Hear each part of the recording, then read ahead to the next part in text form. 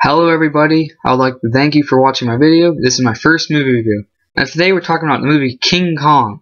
When I say King Kong, I mean the 1933 original film, not the Peter Jackson version.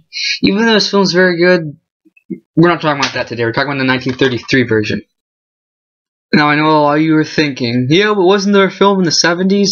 Yeah, there was, but it really wasn't that good. So I'm never going to hold that movie. The film was directed by Marion C. Cooper and Ernest B. Schoedsack. It stars Fay Wray, Bruce Cabot, as well as Robert Armstrong. Now, in case you don't know the basic plot of King Kong, I'll give you a little rundown. Carl Denham is a filmmaker who finds a map to Skull Island. He hires Ann Darrow to star in his film. Along the way to the island, Ann Darrow falls in love with the first mate, Jack Driscoll. Now, when they reach the island, the natives of the island show up and kidnap Ann. They take her to sacrifice her to their god King Kong. King Kong then takes Ann away from the native settlement.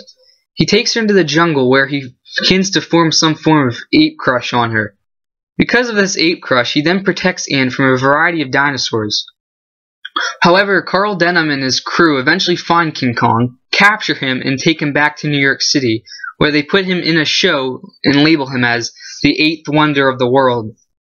However, when King Kong is shown to the public, he becomes scared of flash photographers taking pictures of him. He then breaks loose, kidnaps Ann, wrecks New York City, climbs the Empire State Building, is shot down by biplanes, then falls to the ground where he dies. Don't worry though, Ann was on top of the tower, she was safe. Right now at this point, it's when Carl Denham says the famous lines, "No, the planes didn't kill him. It was beauty that killed the beast."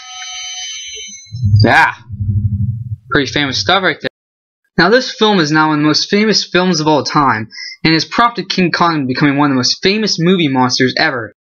The thing that really makes this film great, however, is the special effects. They were done by Willis O'Brien. He was a great pioneer in stop motion. In 1925, 8 years prior, he made The Lost World, which was about a brontosaurus that escaped in a city and wrecked that.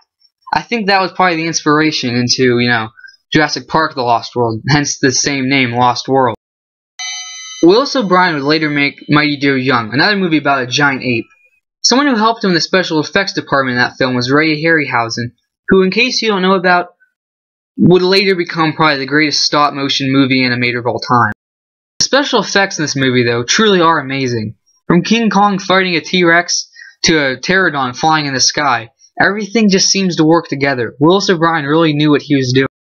Something to note, however, is they had mechanical parts of King Kong. They had a giant foot that would step on someone in the movie. They had a giant arm that would go through the window and grab Fay Wray's character, as well as a giant head that would eat a villager.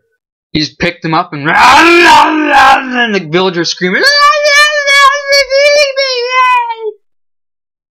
"What am I doing?" Also, the film had a full musical score. Now, some films, or talkies as they were known at the time, were still relatively new. So to have a full musical score to go along with it was very, very impressive at the time. All in all, King Kong was a monumental film when it came out. Not only was it a very impressive film and it caught on with critics, but it changed the course of the film industry as a whole. It's one of my favorite films, and if you have not seen it yet, I highly recommend it. So go give it a watch.